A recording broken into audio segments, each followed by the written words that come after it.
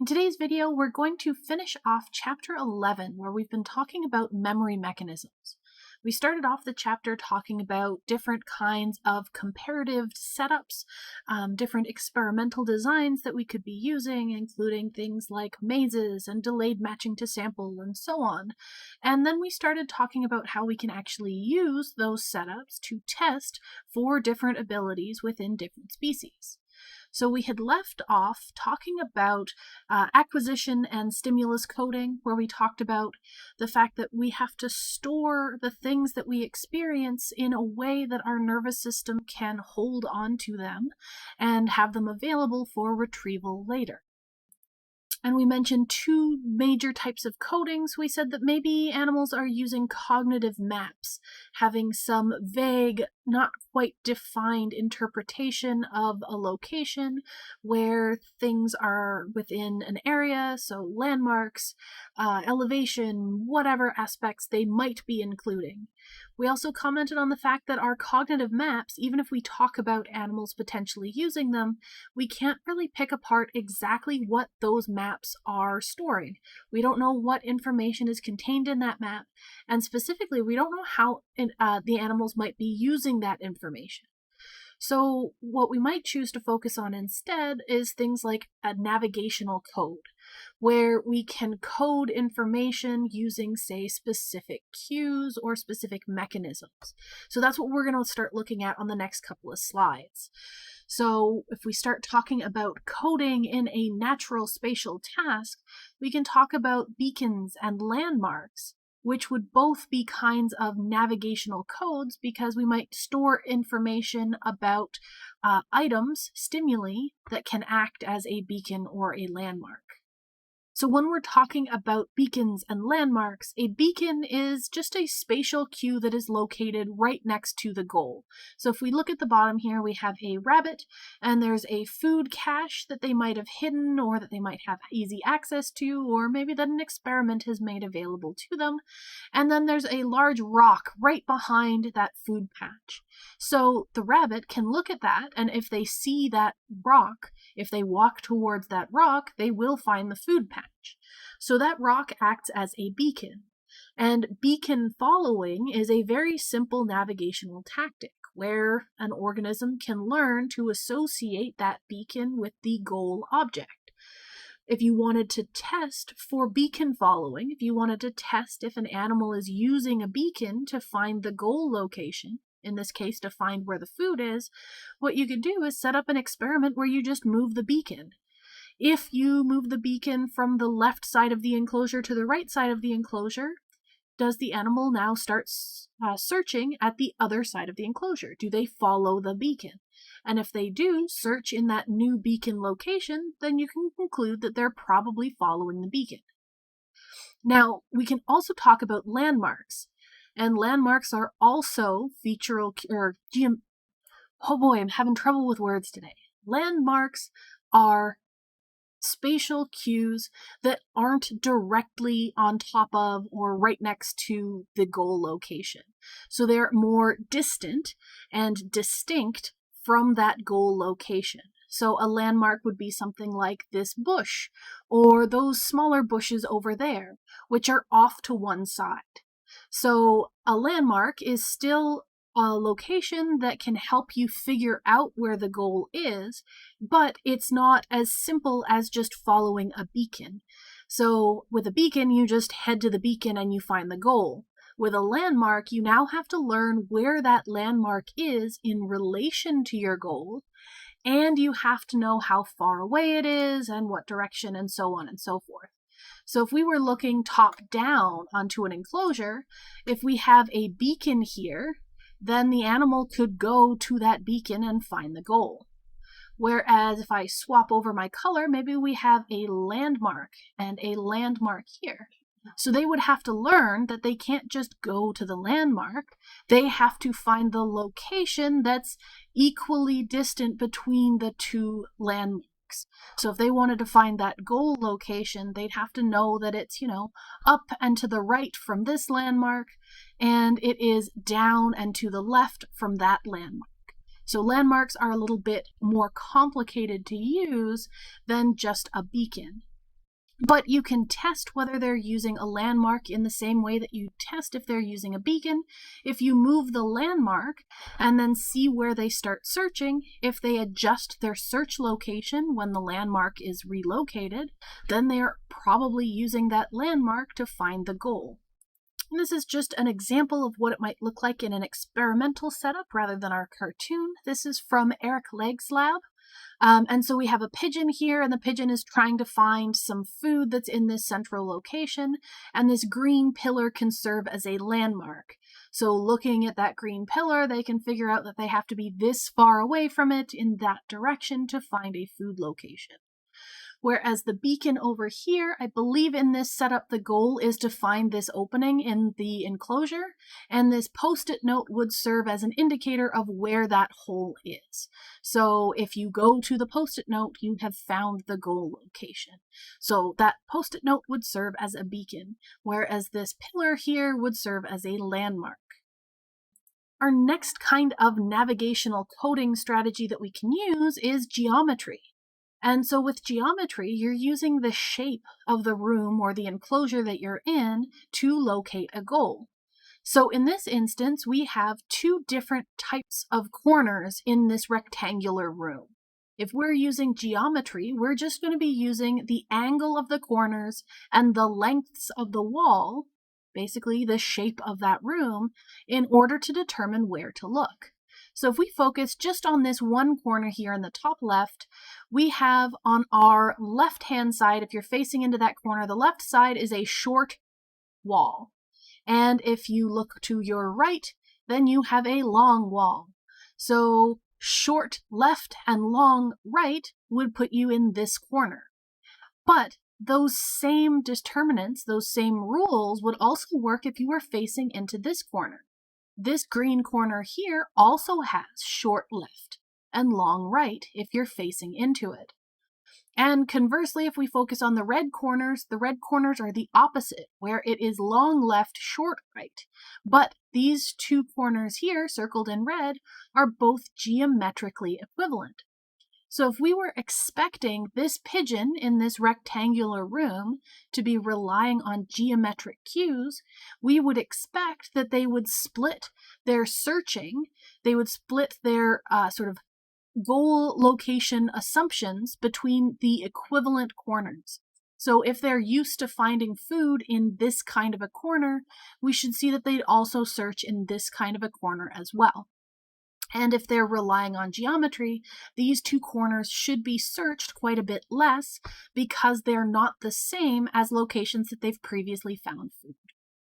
So let's look at an actual experiment that's set up in this way to look at geometric cues. So this is an experiment looking at geometry and featural information in a spatial orientation task. So the way that this experiment is set up is that they're looking at two different species of chickadees. We have black-cap chickadees and mountain chickadees. They're both fairly similar. They actually overlap in habitat a little bit, but these guys, as you might expect from the name, mountain chickadees live in the mountains, and black-cap chickadees tend not to live too close to the mountains. So we just wanted to see if they have similar use of geometry and featural information, so we looked at both. And just to be extra fancy, they also looked at hand-reared black-cap chickadees. So wild-caught birds would be birds that we went out into the field and caught out in the wilds where they had been exposed to nature and natural environments, whereas hand-reared birds would have been raised in the lab without exposure to those natural environments. And the way that we're going to read these diagrams is that, okay, so we have a rectangle. That means that there was a rectangular room in which they were trained. The star indicates the correct corner. So this would have been the corner that was baited. I believe in this experiment we used mealworms, so a cup with mealworms in order to get the chickadees to search in that corner. And they just measure, that's what these numbers are. These numbers are a measure of how many times the chickadees searched in each of these corners.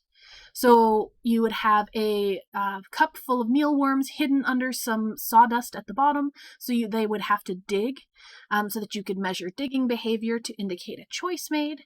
And we see that about 50% of the time, these birds were searching in the correct corner. And any errors that they made, most of those errors were to the geometrically equivalent corner. So we see a couple of errors, 5 and 7, in these two corners, and I believe these are just percentages, so a total of 12%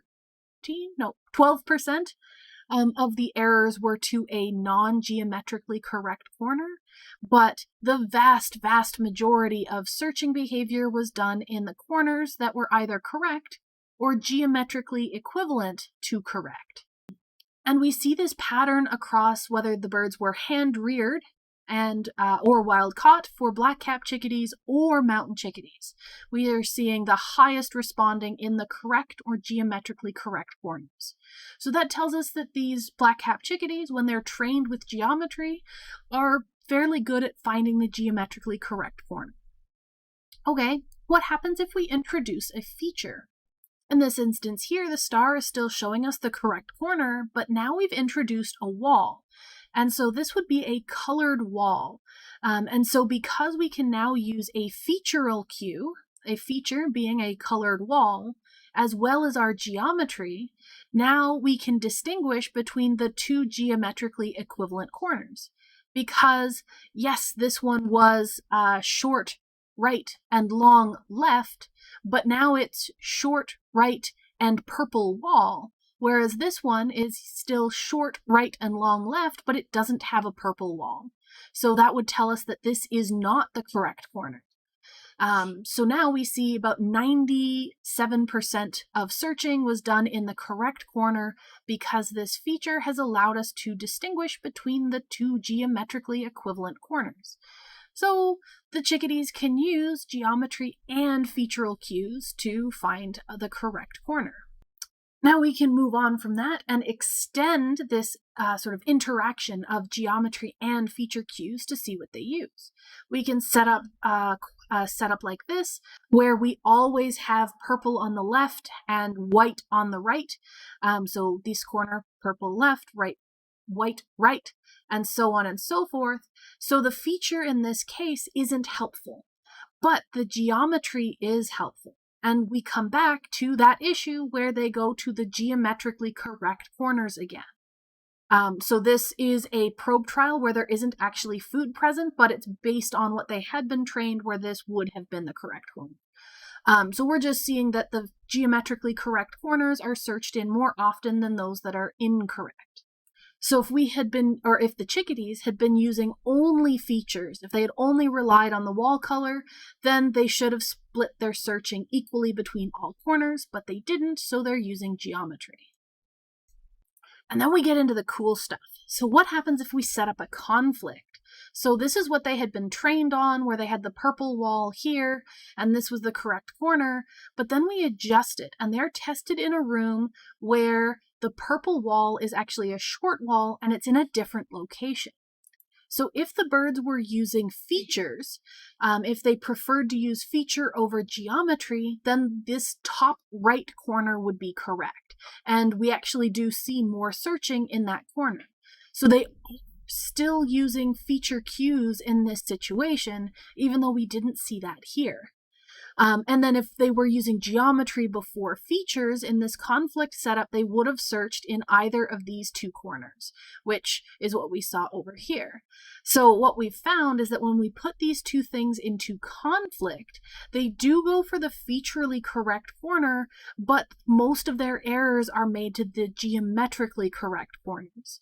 So the chickadees are using both geometry and featural information here, which is really, really, really cool. And so this was for our black-capped chickadees.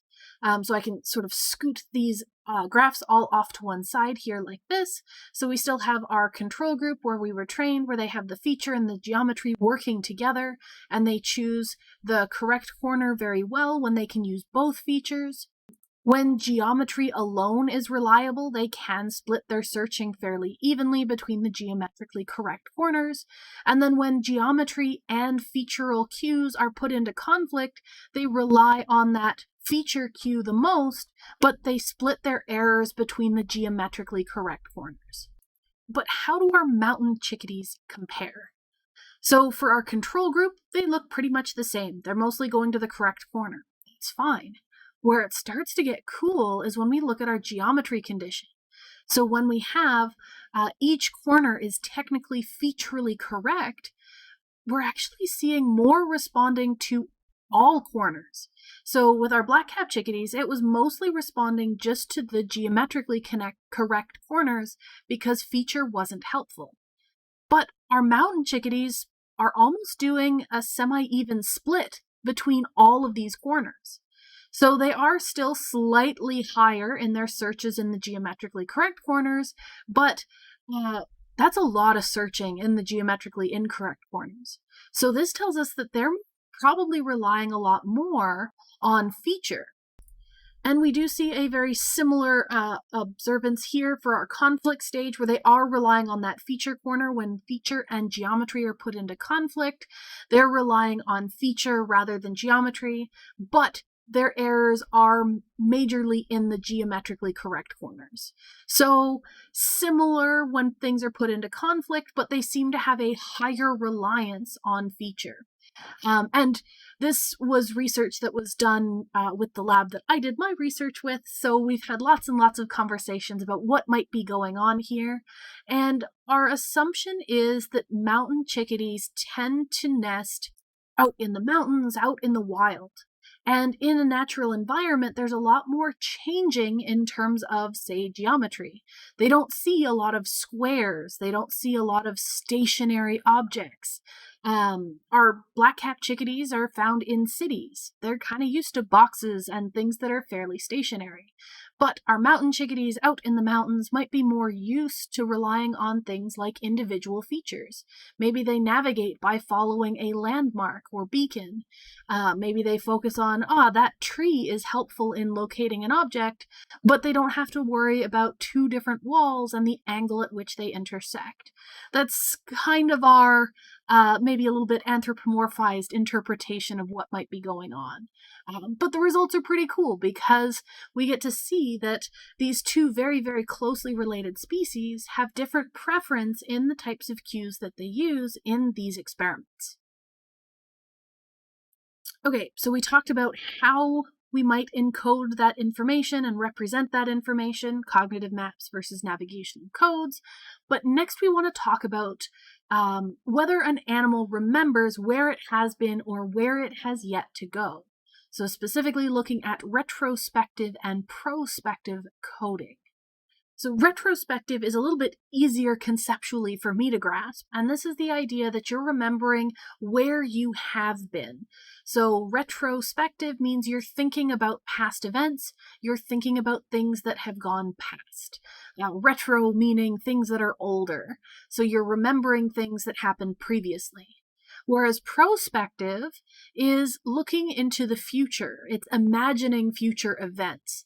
So if you're using prospective memory, you're thinking about where you need to go. There's been lots and lots of study on whether animals use prospective or retrospective memory or both, and how do they decide which one to use, and at what rate, and when do they switch, and do they switch, and all sorts of questions. But we're going to focus on one example, and we're going to think about our rats in a radial arm maze. So at the very beginning of this talk about coding, we had said, okay, so this rat has a radial arm maze, and there's a whole bunch of arms that they can visit, and they don't want to visit an arm that they've already visited. So it's unlikely that they keep a list of all of the arms that they have encountered, but maybe they are doing something kind of like that, or maybe they're using their mental map to keep track of things. But are they focusing on remembering which places that they have already visited, which arms have I already been down and therefore shouldn't go down again? Or are they framing it as which arms have I yet to visit? Which ones should I go to next? Which arms am I going to go to in the future? So this diagram does a great example of illustrating that point. So we're going to focus on this retrospective coding dotted line that goes up like this here. So if you're focusing on retrospective coding, you're going to remember each of the places that you have already visited. And so for our graph here, we have our memory load, which is how much you are holding in your memory at that moment.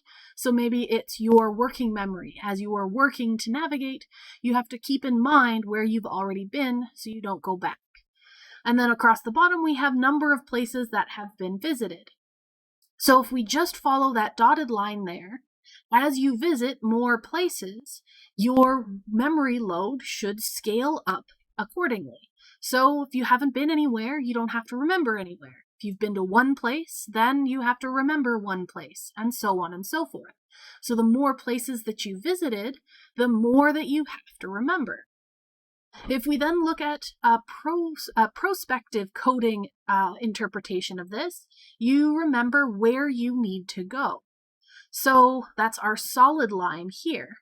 And same thing, at the very beginning, if you haven't been anywhere, then there are 6 distinct places that you could go in the future.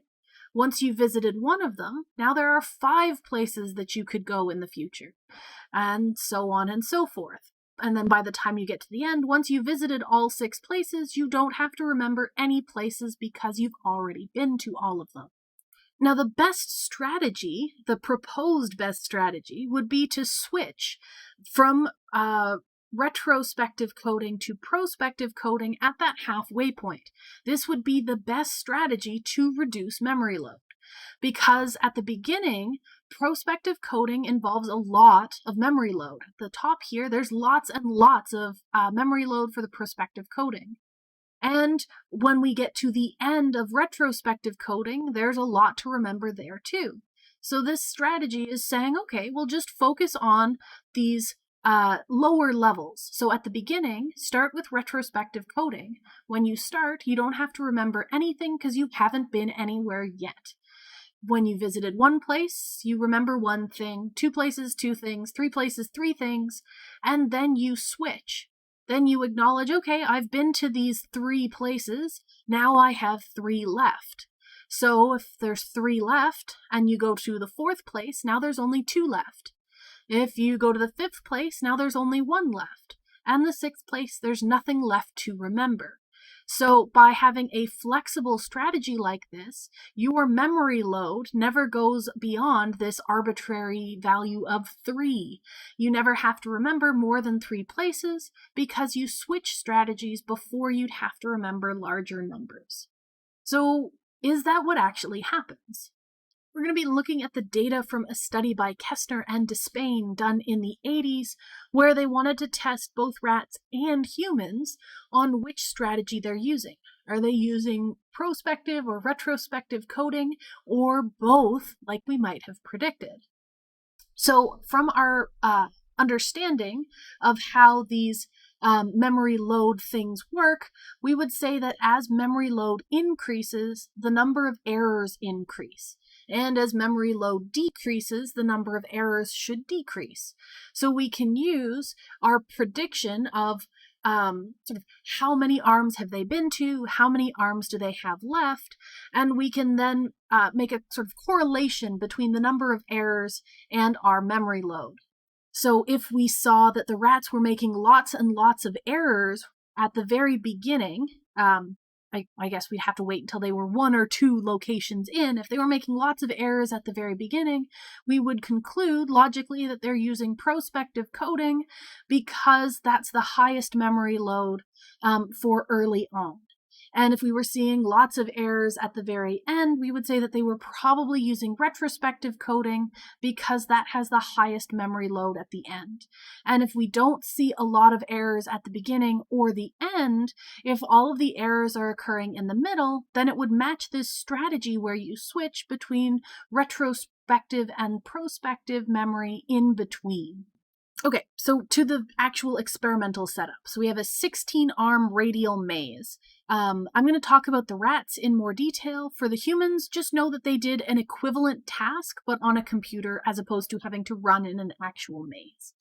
But so the rats had a 16-arm radial maze, and the researchers allowed the rats to enter a different number of arms on different trials. So some trials they'd enter 1, sometimes 2, sometimes 10, sometimes 12. So multiple rats with multiple trials, and each time they'd be allowed to enter a different number of arms so that we can see how their performance varied, how their errors varied after they had experience with only a couple of arms or a lot of arms from our graph.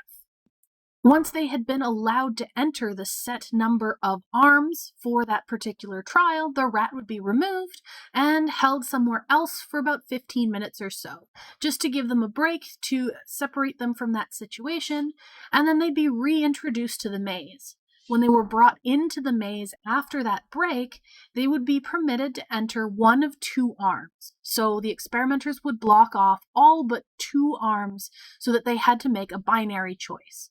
So one of the arms was an arm that they had previously visited and therefore wouldn't have any food in it, and the other arm would be a new arm that they had not yet visited.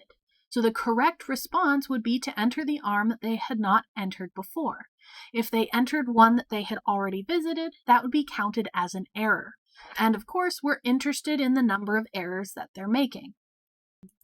So our graphs here show the mean number of errors on this axis here, and across the bottom is the number of places that they had visited before the test. So this would be the number of arms that they had been allowed to enter before they were removed and then later brought back. And the interesting thing that you might notice here is that both of these graphs are showing a peak, not at the beginning or the end, but they're showing a peak in the middle. The rat data, for whatever reason, doesn't go up to a higher number of arms. So if it was a 16-arm radial maze, they could have done up to 14 arms probably without any problem. But for whatever reason, they just didn't do that high of a number of tests beforehand. So this is at 8, which is halfway through the 16-arm maze.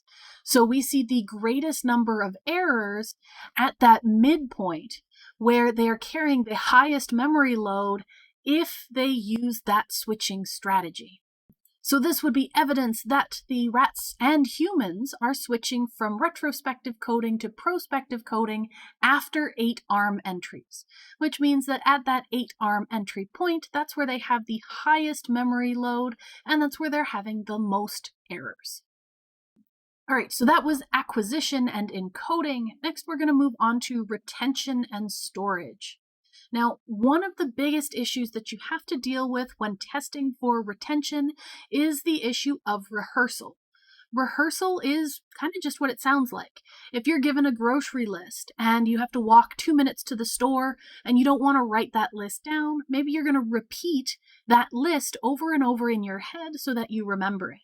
So as you walk, you can rehearse that list and keep it fresh in your memory so you don't forget.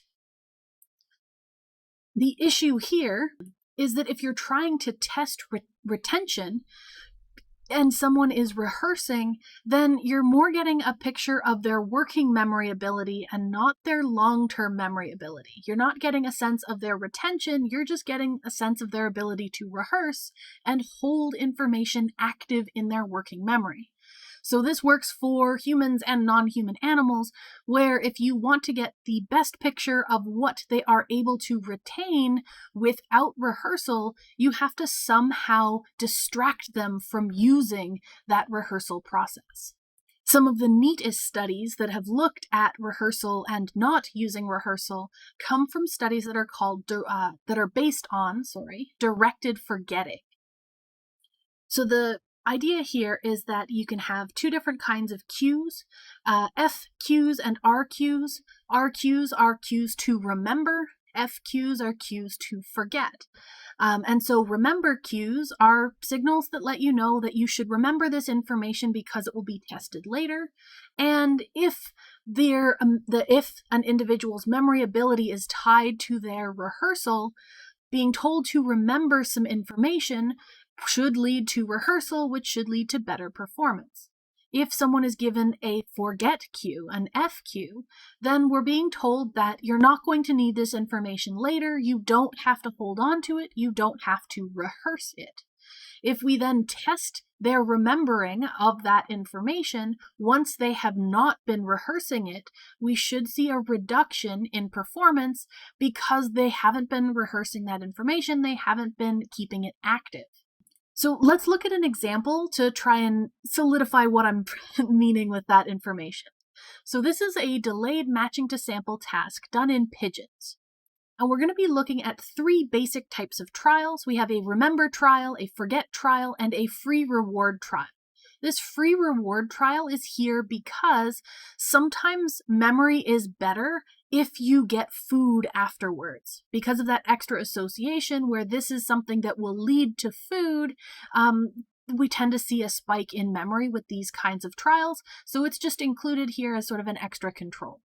So for our remember trials, we have our intertrial interval, basically waiting for the trial to start. We then see a sample. So if you remember our delayed matching to sample, there's 3 keys here. In the middle, we are given the sample that we may or may not have to match with later on. After we've seen that sample, then we would get a cue. For the pigeons, it was a tone, either high-pitched or low-pitched, or something that varied. So a free reward trial tone here is somewhere sort of in the middle, and it kind of warbles between 2 sounds. So this one is very distinctive from the remember cue and the forget cue. So in our remember cue trial, we saw our sample, we got the sound that says remember that sample, there's a delay, and then we're given a test. Can you match your sample to these 2 different options? And if you click the correct thing, the color or the key that matches your sample, you get a reward. For our forget trials, we have our sample, we have our low pitch, there's a delay, and then we have our intertrial interval again. There is no comparison trial here.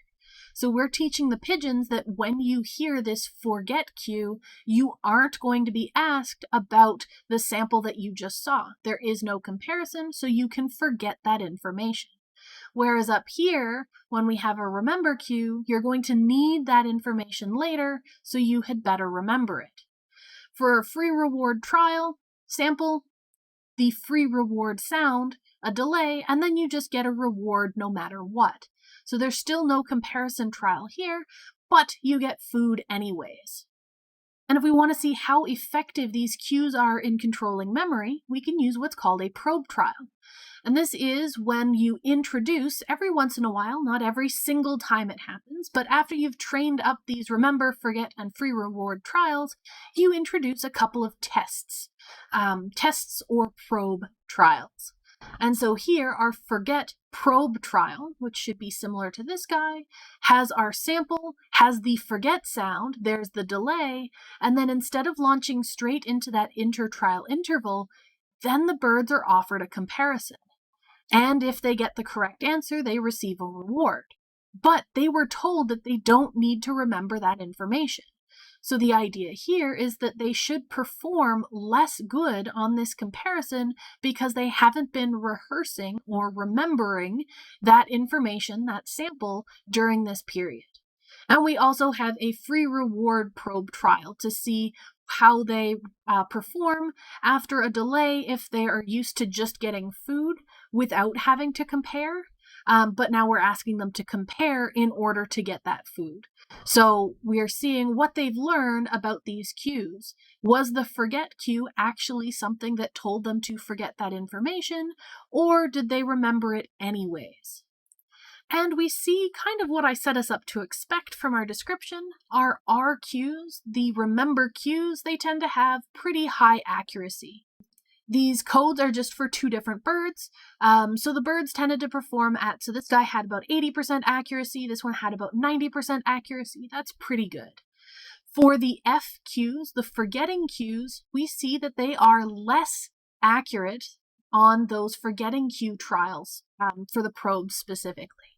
So they didn't perform as well as the R cues, and we see that across both birds. No matter how accurate they were to begin with, they still showed a drop in accuracy. And really interesting, we see that with our free reward trials, our free reward probe trials, we saw fairly high performance, fairly accurate performance, and that's because the anticipation of getting a reward helped them keep that experience in their memory.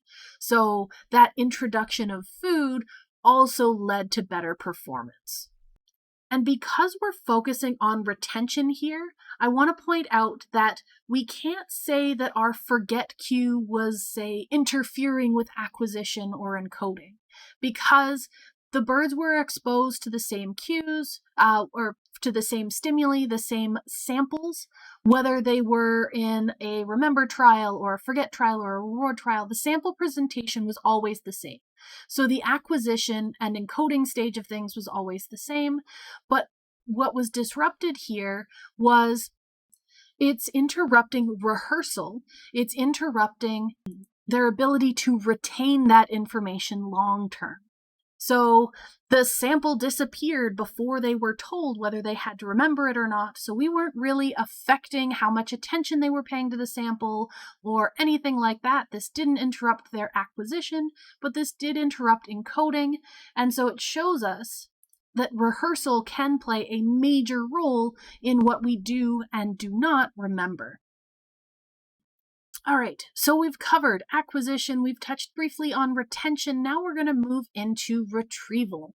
So this is recovering information so that it can be used to guide our behavior after the fact. Now, this retrieval process is of special interest because lots of memory failure is actually from deficits in our ability to recover information. So retrieval failure is one of the biggest sources of memory failure. It's not usually something to do with failure to accurately or to properly store information.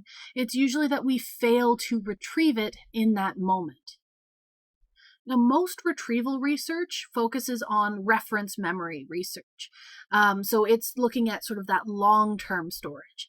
Things like rehearsal, which we just went over, are looked at through working memory. So it's not something that's been put into long-term storage yet. It's something that's still in that earlier working memory or short-term memory stage.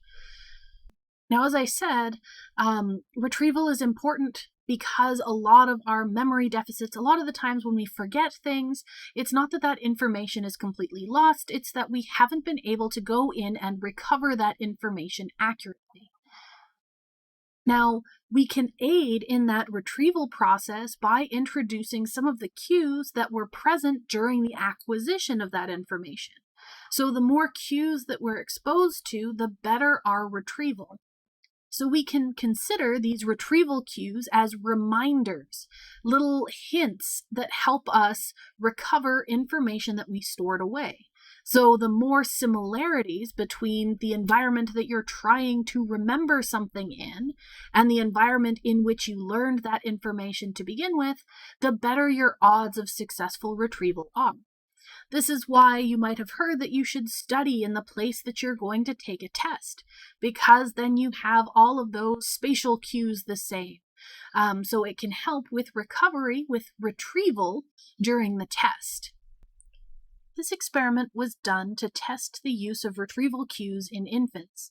And so our researchers wanted to see if the stimuli present during acquisition could be used as retrieval cues when they were testing later on. So specifically, they were asking, can a cloth liner be used as a retrieval cue for instrumental response? So the way that they set this experiment up is that they were using 6-month-old infants at their home. They had a crib, and in that crib, they had a seat that had them sort of sitting reclined, looking upward. And above them, they would have a mobile, basically one of those spinning things that has, say, toys or images or bright colors or something that they can look at. And to an infant, a spinning mobile would be reinforcing. So in this setup, the children or the infants would have I think it was a ribbon that was tied to their ankle so that when they kicked, the mobile would move. So kicking would be reinforced by moving that mobile. And while they were learning, they had a cloth liner in their crib surrounding them. So this crib would sort of, just imagine a baby sitting in an open-topped box, and the walls would be covered by that liner, and the liner would have a distinctive pattern on it.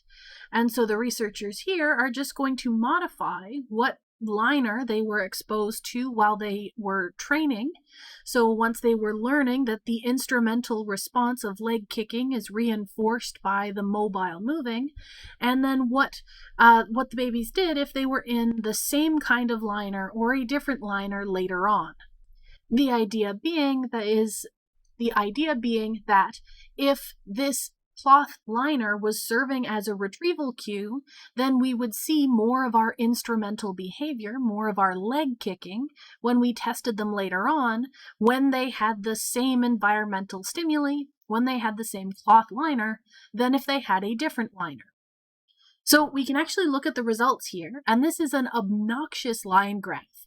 But the way that it's set up is that our first bar here is looking at the same liner in testing as there was during training. And so we have our retention score, which is just how much kicking are they showing. So a higher score here means that they are kicking more, which means that they are, remembering that instrumental response as being reinforced with mobile movement. So the children, the infants who were trained in an environment with one kind of cloth liner and were tested in the same environment with the same kind of cloth liner, if it had the same pattern on it, they showed a lot more kicking. We can then look at our different group here. So these infants were trained with one cloth liner and tested using a different liner, and specifically a different liner that they had never experienced before. So a different and novel liner.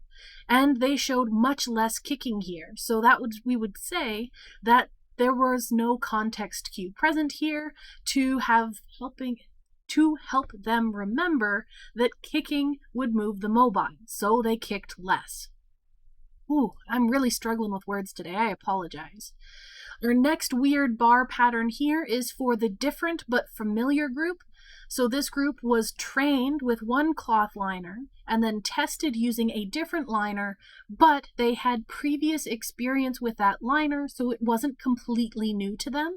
They had just never had any training with it. And we still see much reduced kicking, even though that liner was familiar, because it wasn't the same one that they were trained with. And the last group here is the non-familiar, so they had no cloth liner, so their crib had no lining to it, which meant that they could look around their familiar toy room, their playroom, so it was still familiar, but there was no liner present. And so we're seeing a very distinct difference between the group that had the same context cues and the ones that had different context cues. And the presence of that same liner led to a higher occurrence of that originally trained behavior, that instrumental kicking response. So this supports the idea that the liner serves as a retrieval cue and helps these infants retrieve what they learned during training, because testing, they have a similar condition, they have similar cues present. Now, that example talks about a situation where the retrieval cues are present only at the time of testing. So we had the environment match at testing in the same way that it did during training. But we can also look at retrieval cues through the lens of memory priming. So this would be a pre-exposure to those retrieval cues before the time of testing.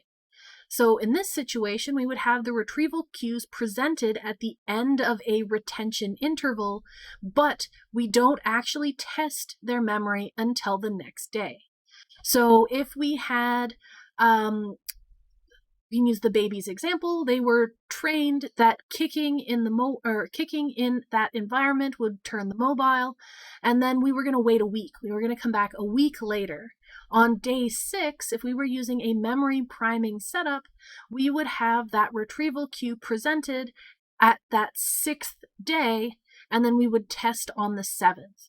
So there's the 6th day is the day before the end of that interval, and then we would test immediately the next day. And the idea behind priming is that you are reactivating the memory after that retention interval. So we want to see if doing this reactivation process by priming the day before can actually increase how long something is remembered.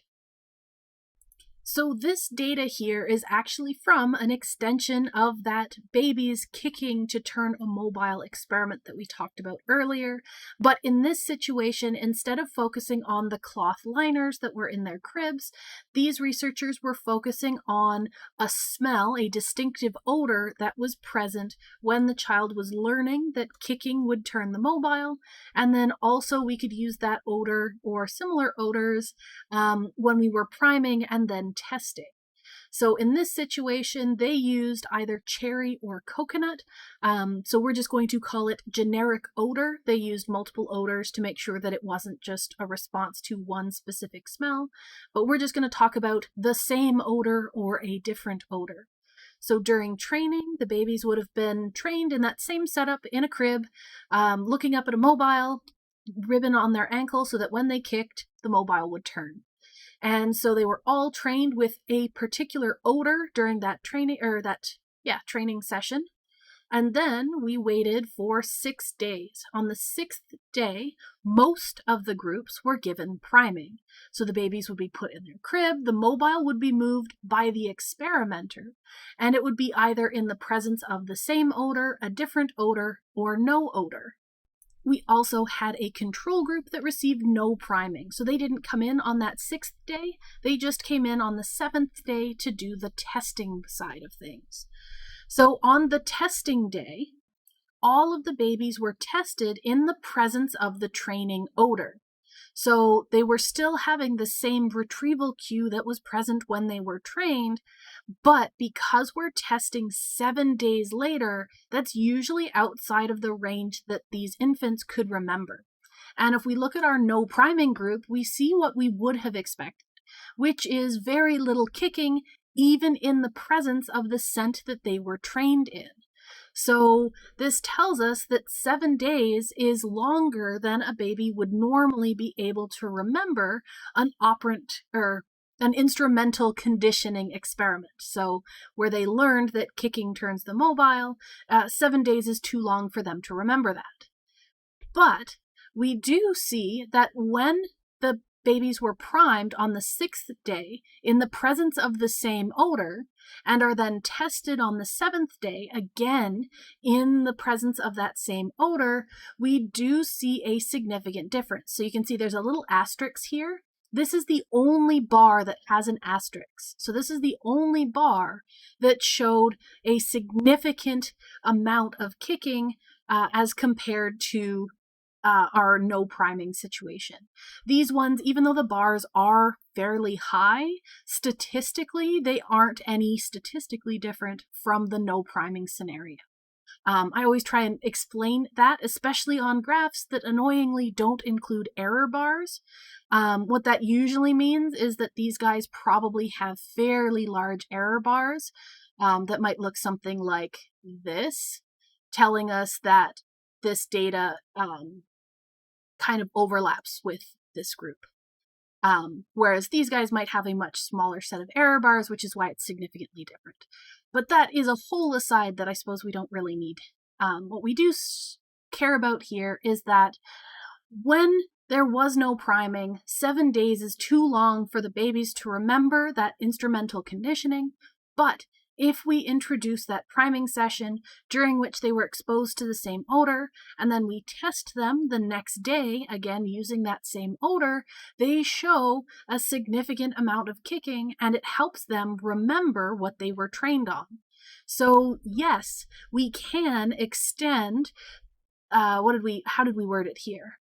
We can extend or increase how long something is remembered even after a long retention interval using this memory priming paradigm.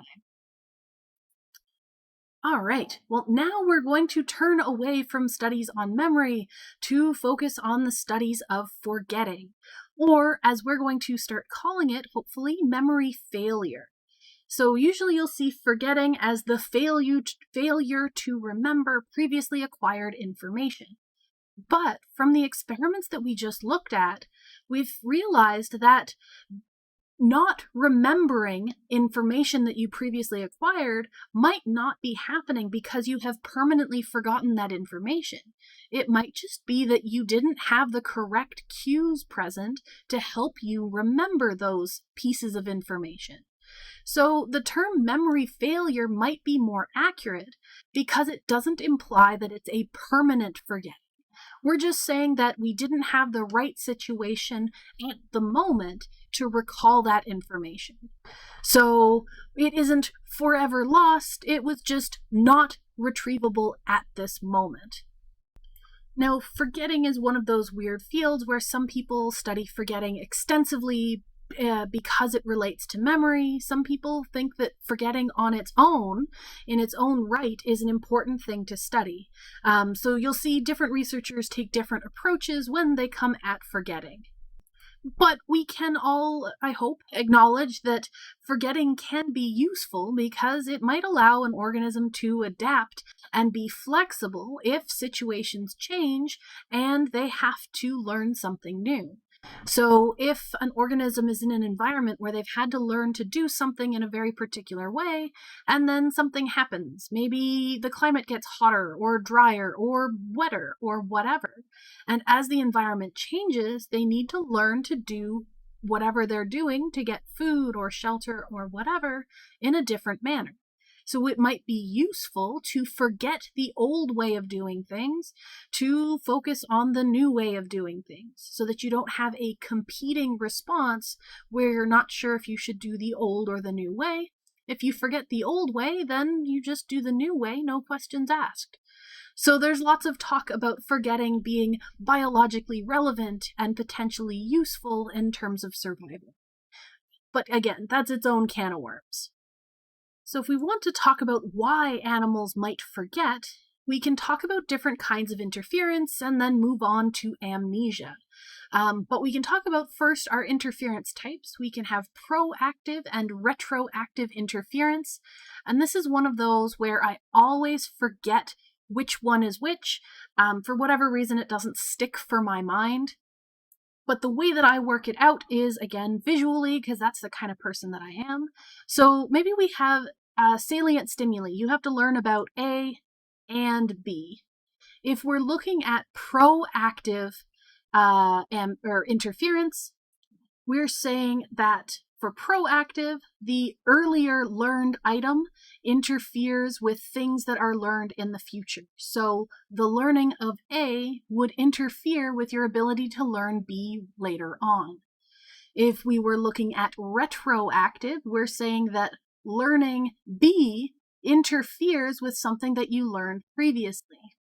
B interferes with learning A previously. So pro meaning it's the forward moving, so A interfering with B. Retro meaning we're moving backwards, where B is interfering with A. That's just my way of remembering it. You might find your own technique to do that. But either of those situations can happen. If one or other of the stimuli is extra salient, it can interfere with the acquisition of something that comes either before or after it, and it can make it harder to remember. We can also discuss amnesia. Of course, we're going to discuss amnesia as it relates to forgetting. There are two types of amnesia, at least two types. There's retrograde and anterograde amnesia. We're only going to be focusing on retrograde because that fits with our discussion of the acquisition, storage, and retrieval of information. So for retrograde amnesia, we have greatest amnesia for events that occurred at the time of injury. So we're saying that you can't remember things that happened in the past, and specifically you have the most trouble with remembering things that happened around the event that caused the amnesia. And this can be caused by severe head injury, or we can start looking at things like animal models where we can introduce retrograde amnesia. And we're going to talk about a really, really cool study on the next slide using hypothermia to induce amnesia. And most of our animal studies of amnesia are focused on understanding consolidation. And consolidation is the process of moving information from our short-term memory into long-term memory. So how do we move our information from our active memory, stuff that we're actively using or recently using, into our long-term storage, something that's less active and for longer storage? So here we're going to look at an experiment that's going to help us pick apart whether something's happening due to consolidation problems or retrieval failure. So consolidation issues would be that we're having trouble moving information into long-term storage, whereas retrieval failure would be that we're struggling to pull things back out of storage. So kind of on either side of our list of 3 events that that are involved in memory, our acquisition, storage, and then retrieval. So consolidation would be more on the acquisition side of things, and retrieval is on the retrieval side of things. But we're going to be looking at hypothermia in rats, and specifically hypothermia that's inducing amnesia in rats, which is, as I said, so cool. So in this situation, we're using a shuttle box and we're doing fear conditioning with rats. So the shuttle box has one black side, one white side, and the rats, when they move from the white side to the black side, would be closed onto that side, the door would shut, and they would be exposed to shock. So that would introduce a fear conditioning. In this situation, it was only a single trial, so it wasn't repeated exposure. It was a one trial fear conditioning, which would mean that the rats learned that the black side is associated with shock and should therefore avoid the black side. One group was left at that stage. That's our control group. They didn't go through extinction. They were just exposed to the shock and left as is. The rest of the groups were given extinction to that black side, meaning that they were put on the black side of the shuttle box and they were left in that side without receiving a shock for a long period of time. So I believe it was 12 minutes, so that they would learn that, oh, this black side isn't actually scary. So they were extinguishing their fear. Then those groups were treated to retroactive hypothermia, meaning that we were trying to induce amnesia for the things that happened just prior to the delivery of hypothermia. And so this is done in a very controlled way where the rats were immersed in cold water to reduce their body temperature. The idea here is that that dramatic change in temperature would disrupt the process of consolidation. And so these 3 different groups, one group, the hypothermia was induced immediately, 0 minutes after the extinction training. One group was done after 30 minutes, and one group was done 60 minutes later. The rats were then allowed to return to their normal body temperature, and the next day they were brought into the shuttle box and tested for their fear of the black side to see if they had a memory, if they recalled that extinction process, or if they still behaved as though they hadn't experienced extinction. And they measured this by seeing how long it would take them to move from the white side of the shuttle box to the black side of the shuttle box when left to their own devices. So to orient ourselves on this graph, we have our response latency, which is how long it took them to enter that black compartment.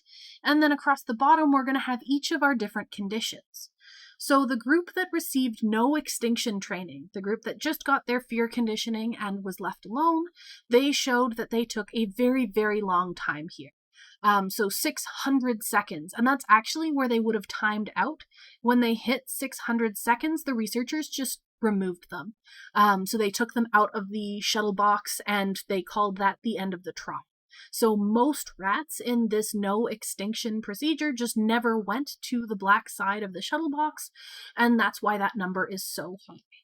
For the group that received extinction but no hypothermia, it only took them 200 seconds to move from one side to the other.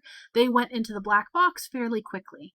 So these are our 2 control groups where we can see what happens if they had no extinction and what happens if they do have extinction. And then we can look at our different hypothermia groups. So our hypo 0 are the ones that were immediately given hypothermia. Hypo 30 is the ones that had hypothermia after 30 minutes, and Hypo 60 are the ones that were given hypothermia after 60 minutes. And we can see that our Hypo 0 and Hypo 30 both behaved like the group that had received no extinction. So this hypothermia disrupted consolidation in these two groups. But our Hypo 60 behaved just like the normal extinction group. So this suggests that maybe there was some kind of consolidation failure in these groups, where experiencing hypothermia would have interfered with their ability to store what they had just learned. So maybe the hypothermia kept them from consolidating that information and putting it into long-term storage. But if you recall, at the very beginning, I had actually pointed out that there were two possible explanations for retrograde amnesia. Up here, I was looking at, is it an issue with consolidation, or is it an issue with retrieval? As I just presented it, we could say that these two groups showed some kind of disruption of the acquisition of that original memory. Being exposed to those very cold temperatures prevented them from learning or consolidating anything about the extinction procedure that they had just been through. Our alternative is, what if it's actually a failure of retrieval? What if the disruption from hypothermia was just making it difficult for new memories to be recovered?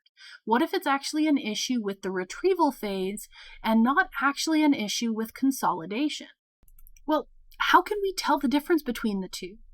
We would have to find some kind of experimental setup, a procedure that could help us maybe reactivate a memory that has been forgotten. Now that sounds an awful lot like some of the earlier procedures that we just talked about using infants. So what if we introduced some retrieval cues? What if we made the testing procedure match the environment that they were in when they were consolidating that information? That might help us pick apart which explanation is at play here. So for our predictions, if it was a consolidation failure, if it was something wrong with our original acquisition of that information, then the information could never be recovered. Because we didn't learn it in the first place, it was never put into storage, so nothing we do should help retrieve that information. It should be lost forever. But if it's actually a failure in the retrieval side of things, then we might be able to reverse the amnesia from the hypothermia, and we might actually be able to reactivate that memory. Because the problem here is just in retrieving that information, getting to where it's stored in our long-term storage. So if we can introduce enough contextual cues, if it's a problem with retrieval, then we might actually be able to still get to that information. And so we're going to look at a follow-up to that rats with hypothermia setup, and we're going to see if we can adjust things to make it so that the rats show that they had learned that extinction. So this is our original setup. We have steps 1, 2, and 3, the extinction, and then some were given hypothermia and some were not. But we're going to see if we can go on this retrieval failure hypothesis side of things. And we're saying, okay, well, maybe the memory for that extinction process was encoded in the context of lowered body temperature. So maybe if we lower the rat's body temperature, we're going to give them another retrieval cue, and they might show that they actually did encode that information. They just didn't remember it while their body temperature was too high. So they introduced retroactive hypothermia for 3 new groups. The hypothermia treatment was given at 0 minutes because in the previous study, that group had shown amnesia for extinction. And then when they were going to test the next day, they recooled all 3 groups and tested them as they warmed up. So they were originally cooled to 30 degrees, then they tested as they warmed up to 33 degrees, and then up to 37 degrees. And 37 degrees is actually normal body temperature for a rat, so this would be when they had gotten back to being fully warmed. And so we can look at the data here. This was the original study. This is our follow-up. We still have what they did when they had no extinction and extinction. And this would be extinction with hypothermia immediately thereafter, but not tested while they were being cooled, so they showed really high again. That would be the same as this group here. And then these are our new groups. So when they were recooled and their body temperature was 30 degrees, they're still capable of moving around. They put the rats at 30 degrees into the shuttle box, and the rats showed a much lower latency to going onto the side of the cage that should have been associated with the shock. So this is showing that they did remember that extinction. And this group here, 33 degrees, a little bit warmer, they're showing still, they still went to the black side of the shuttle box. They remembered the extinction. It's just sort of a slightly higher response latency. It took them just a little bit longer. And then by the time they get back up to 37 degrees, that's pretty much the same as this group that wasn't recooled. So we're showing that, yeah, it seems that it was actually a retrieval failure. It wasn't consolidation failure, because by reintroducing those retrieval cues, by lowering their body temperature, they seem to spontaneously remember that extinction did happen. Which apparently I had written out words for as well, but I said it out loud, so it's all there. All right, so that brings us to the end of this chapter. So we can do some very brief conclusions for what we've learned about memory mechanisms. So we've said that the study of memory processes is central to the understanding of comparative cognition. What we can and can't remember and how we do and don't remember things is really important when we're studying learning and behavior. So it's a very central and core concept, and having a good understanding of what information we recall and how we store it and how we put it into storage is all very important. So our three processes, acquisition, retention, and retrieval, relate to pretty much everything when it comes to comparative cognition.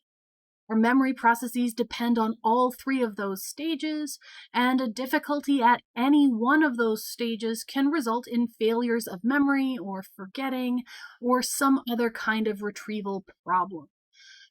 So hopefully having some examples, some studies to go over and chat about for each of these helped enhance your understanding of the topic and will help with your retrieval of the information on future testing situations.